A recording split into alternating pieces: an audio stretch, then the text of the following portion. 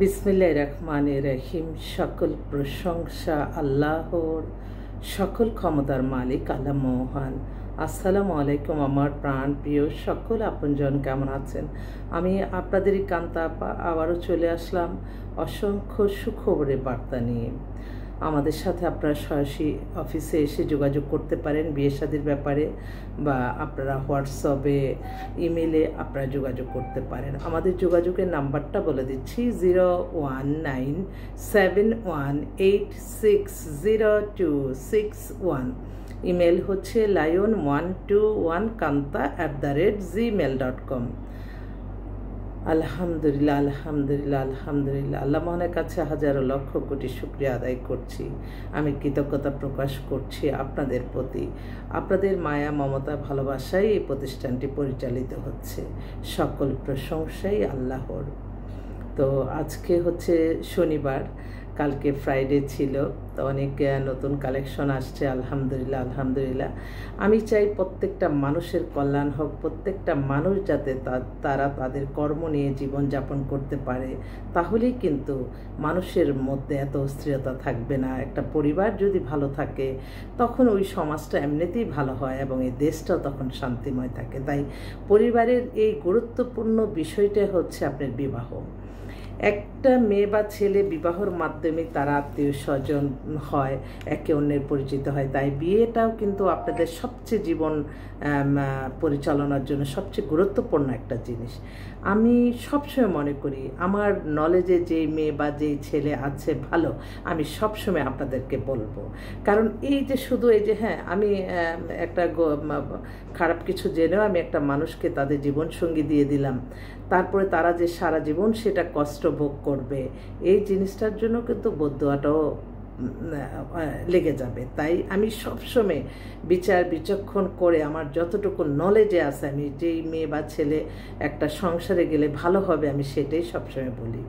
তো আমি আলহামদুলিল্লাহ, আলহামদুলিল্লাহ, আলহামদুলিল্লাহ, আমি আল্লাহর কাছে লক্ষ কোটি শুকরিয়া যে এত আলহামদুলিল্লাহ বিবাহ আল্লাহর হুকুমে হচ্ছে। তারা আলহামদুলিল্লাহ ভালোই আছে। সেই জন্য অনেক আমাদের কাছে ডিভোর্স যারা আসে ম্যাক্সিমামই বলে যে আত্মীয় স্বজন বিয়ে আনছে, আমরা খোঁজখবর নেই বিশ্বাসের উপরে দিছি, তারপরে এই সমস্যা। এই জিনিসটা প্রতিনিয়ত আমাদের কাছে আসতেছে।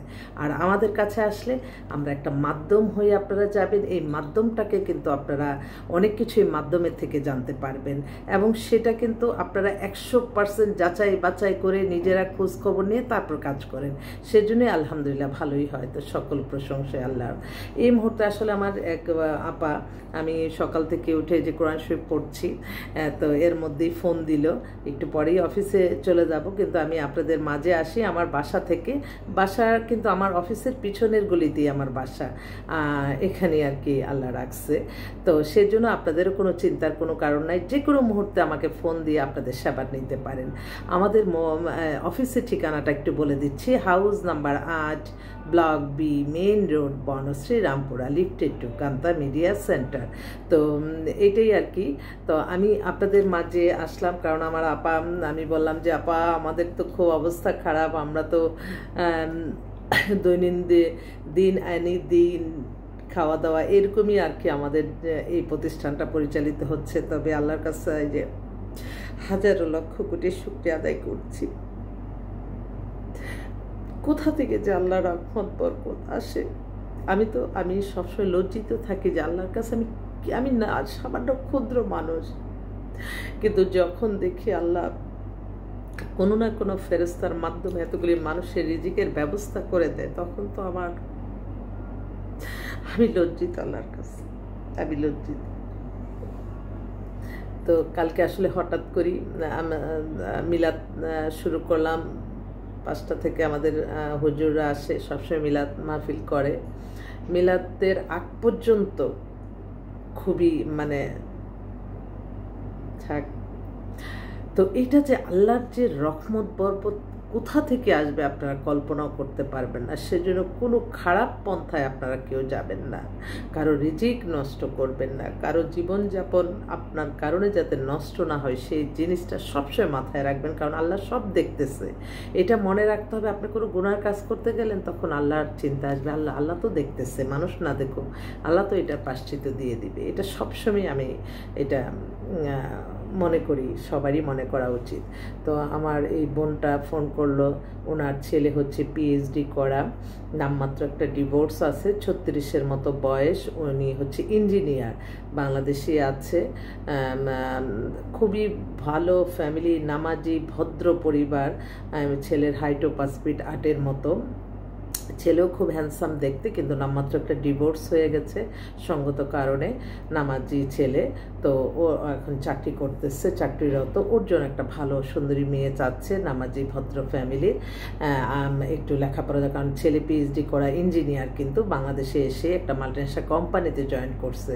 তো ওনাদের বাসা, নিজের বাড়ি টাড়ি আছে মোহাম্মদপুরে, সব দিক দিয়ে অ্যাভারেজে খুবই ভালো।